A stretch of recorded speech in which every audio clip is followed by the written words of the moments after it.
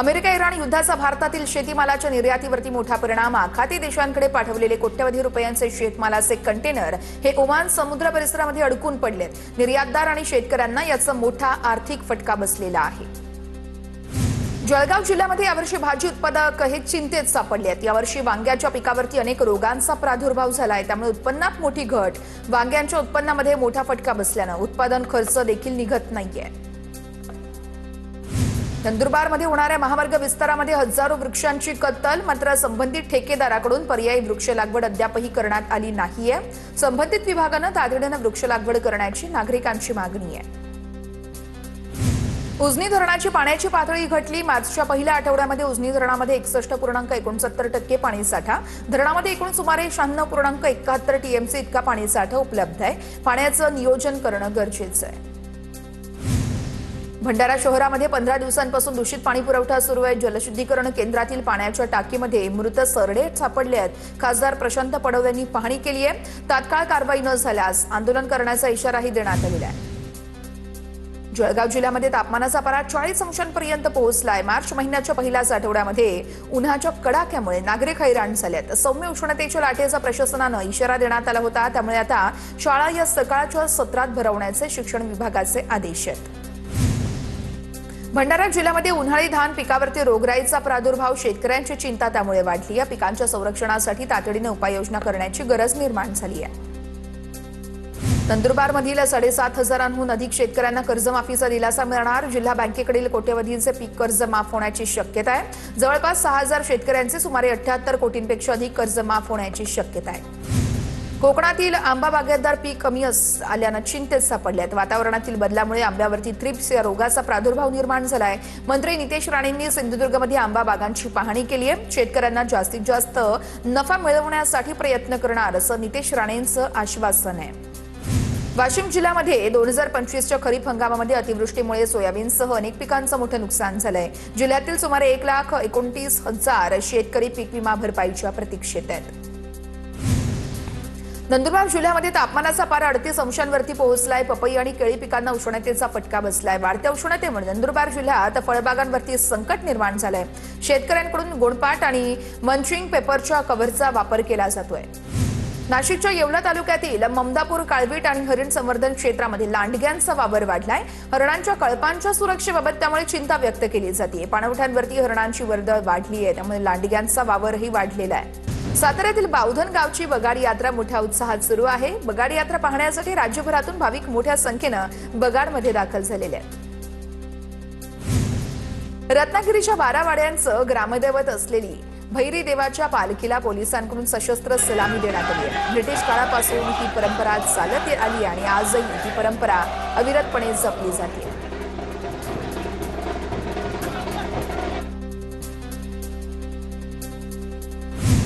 अंबरनाथच्या प्राचीन शिवमंदिर परिसरामध्ये पालिकेची तोडक कारवाई दरम्यान रहिवासी आणि पोलिसांमध्ये संघर्ष. स्थानिक नागरिकांनी पालिकेच्या कर्मचाऱ्यांवरती दगडफेक करत या कारवाईचा निषेध केलेला आहे आणि विरोध देखील केलेला आहे. छत्रपती संभाजीनगरच्या पैठणमध्ये नाथषष्ठी निमित्त पोलिसांकडून कडेकोट बंदोबस्त तैनात आहे. छत्रपती संभाजीनगर ग्रामीणचे पोलीस अधीक्षक विनय राठोड यांनी माहिती दिली आहे. जवळपास 15 लाख वारकरी आणि भाविक दाखल होणार असल्याचा अंदाज आहे. अमरावतीमधील हिवरखेड ते सोनाळ्या दरम्यान ओव्हरटेकच्या नादात एसटी बस खड्ड्यात कोसळली आहे. चालकाच्या बेजबाबदारपणामुळे प्रवाशांना नाहक त्रास झालाय. बस खड्ड्यात कोसळल्यानं प्रवाशांना आपत्कालीन मार्ग आणि खिडक्यांमधून बाहेर पडावं लागलं. सुदैवाने या ठिकाणी कोणतीही जीवितहानी झाली नाहीये. वर्ध्याच्या पुलगावमध्ये हातात मेणबत्त्या घेत महिलांसह नागरिकांचा कॅन्डल मार्च. उद्योजक भारत नागपाल यांच्या हत्या प्रकरणातील दोषींना कठोर शिक्षा करण्याची मागणी. नागपाल यांची चंद्रपूरच्या बामर्डा येथे हत्या झाली होती. पुण्यामध्ये पाकिस्तान जिंदाबादच्या घोषणा देणाऱ्याला पोलिसांनी ताब्यात घेतलेले आहे. पाकिस्तान जिंदाबादच्या घोषणा देणाऱ्या विरोधात हिंदू समाज आक्रमक झाला. पाकिस्तानचा जयघोष करणाऱ्यावरती कडक कारवाई करण्याची मागणी करण्यात आली आहे. अमन मुल्ला याच्या विरोधात पर्वती पोलीस ठाण्यात गुन्हा दाखल झालेला आहे. शिर्डीमध्ये विधान परिषद सभापती राम शिंदेंनी घेतलं साईबाबांचं दर्शन. दर्शनानंतर साईबाबा संस्थानच्या मुख्य कार्यकारी अधिकारी गोरक्षक गाडीलकर यांच्याकडून राम शिंदे यांचा सत्कार करण्यात आलेला आहे. साईबाबांच्या शिर्डीतही रंगपंचमीचा उत्साह। साई समाधी आणि साई मूर्तीवरती घातलेल्या सफेद शालीवरती आकर्षक रंगांची उधळण, कोट्यवधी रुपयांच्या आभूषणांसह साखरेच्या गाठेची माळ साई मूर्तीला अर्पण करण्यात आली आहे। रंगपंचमी निमित्त जेजुरी गडावरती उत्साहाचं वातावरण। खंडोबा मंदिरामध्ये नित्य वारकरी, पुजारी, सेवेकरी वर्गाकडून खंडेरायाला रंग लावून साजरी करण्यात आली आहे रंगपंचमी। सोलापूरमध्ये मराठा क्रांती मोर्चाकडून काळी रंगपंचमी साजरी करण्यात आलेली आहे। महापालिकेमध्ये मराठा समाजाला संधी डावलल्यानं भाजप विरोधात आंदोलन। मागण्या मान्य न केल्यास सोलापूरसह राज्यभरात आंदोलन करण्याचा इशारा देण्यात आलेला आहे। नाशिकमध्ये पारंपरिक पद्धतीने साजरा होतोय रंगपंचमीचा कार्यक्रम। शहरातील विविध सार्वजनिक मंडळांकडून रंगपंचमीची तयारी करण्यात आली आहे। नाशिकच्या पेशवेकालीन रहाडीमध्ये रंग खेळण्याची जुनी परंपरा आजही जपली जाते। कोल्हापूरच्या ग्रामीण भागामध्ये रंगपंचमीचा उत्साह। उमेद फाउंडेशन संस्थेमधील मुलांनी रंगपंचमीचा आनंद लुटलेला आहे। डॉल्बीच्या ठेक्यावरती ताल धरत मुलांनी रंगपंचमीचा आनंद लुटलेला आहे। पंढरपूर शहरामध्ये रंगपंचमीचा मोठा उत्साह। तरुण लहान मुलांसह अबालवृद्धांनी रंग उधळण्यासाठी गर्दी केली। कृष्ण पूजनानं रंगपंचमीला सुरुवात झालेली आहे। धाराशिव जिल्ह्यामध्ये ग्रामीण भागासह शहरामध्ये लहान मुलं रंगपंचमी खेळताना दंग झालेले आहेत। होळीनंतर 5 दिवसांनी धाराशिव जिल्ह्यामध्ये रंगपंचमी साजरी केली जात असते। कोल्हापूरमध्ये रंगपंचमी निमित्तानं हुल्लडबाजी टाळण्यासाठी पोलीस यंत्रणा सतर्क आहे। कोल्हापूर गगनबावडा रोडवरती पोलिसांकडून वाहनांची तपासणी करण्यात आली आहे। रंगपंचमीची पार्टी करण्यासाठी ग्रामीण भागाला तरुणांची पसंती बघायला मिळते। सांगलीमध्ये महिला दिनानिमित्त पालकमंत्री चंद्रकांत पाटील यांच्या उपस्थितीमध्ये कन्या सबलीकरण उपक्रमांतर्गत कार्यक्रमाचं आयोजन। सेल्फ डिफेन्स प्रशिक्षण अंतर्गत 15,000 विद्यार्थ्यांना पालकमंत्र्यांच्या हस्ते प्रमाणपत्राचं वाटप करण्यात आलेलं आहे। जागतिक महिला दिनानिमित्त तुळजाभवानी मंदिरातील 62 महिला कर्मचाऱ्यांची वैद्यकीय तपासणी। उपस्थित डॉक्टरांनी महिलांना आरोग्याविषयी मार्गदर्शन केलेलं आहे। धाराशिवमध्ये जागतिक महिला दिनानिमित्त 25 किलो रांगोळीचा वापर करून बनवण्यात आली कलाकृती। छत्रपती शासन कायदा अंमलात आलाच पाहिजे कलाकृतीमधून उल्लेख। कलायोगी आर्ट्स यांच्याकडून ही साकारण्यात आलेली आहे कलाकृती। गोंदियामध्ये महिला दिनानिमित्त नऊवारी घालून महिला एकवटलेल्या आहेत। संडे सायकल ग्रुपच्या महिलांनी सायकल चालवून मराठी पारंपरिक वेशामध्ये महिला दिन अनोख्या पद्धतीने साजरा केलेला आहे। छत्रपती संभाजीनगरमध्ये महिला दिनानिमित्त क्रीडा कार्यक्रमाचं आयोजन करण्यात आलं। कार्यक्रमाला केंद्रीय युवा आणि क्रीडा राज्यमंत्री रक्षा खडसेंनी उपस्थिती लावली होती। क्रीडा क्षेत्रामध्ये महिलांचा सहभाग वाढवण्याचा आणि फिटनेसचा संदेश देण्यासाठी कार्यक्रमाचं आयोजन करण्यात आलं होतं।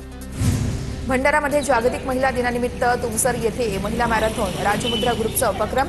या मॅरेथॉनला महिलांचा उत्स्फूर्त असा प्रतिसाद। संपूर्ण महाराष्ट्रामध्ये महसूल विभागाचा छत्रपती शिवाजी महाराजोत्सव समाधान शिबिराचं आयोजन।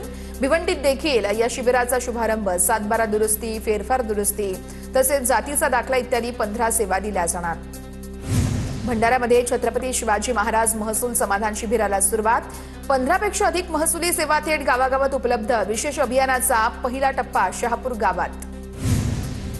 भंडाऱ्यामध्ये मध्यरात्री वाळू उपसा करण्यात आला। वाळू घाट बंद ठेवण्याचे निर्देश, तरी देखील रात्रीला वाळू घाटांवरती उपसा केला जातोय, तर वाळू उपसा करणाऱ्यांवरती कारवाई करण्याचा प्रशासनाने इशारा दिला। बारामती आणि राहुरीमध्ये पोटनिवडणूक लवकरच होणार। मार्चच्या 2ऱ्या किंवा 3ऱ्या आठवड्यामध्ये निवडणुकीची घोषणा होण्याची शक्यता आहे।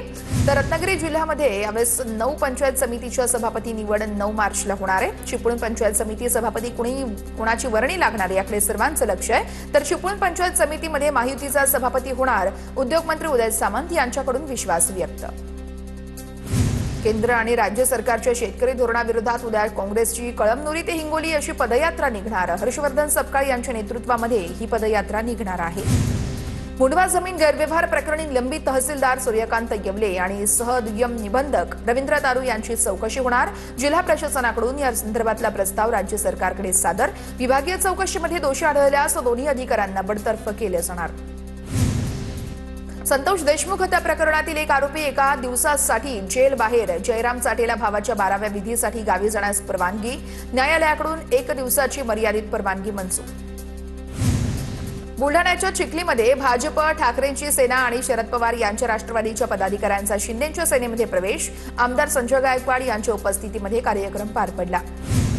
सिन्नर तालुक्यातील देशवंडी येथे लोककवी वामनदादा कर्डक यांच्या भव्य स्मारकाचा भूमिपूजन सोहळा केंद्रीय राज्यमंत्री रामदास आठवले, संजय शिरसाट, मंत्री दादा भुसे आणि छगन भुजबळ यांच्या उपस्थितीमध्ये कार्यक्रम संपन्न।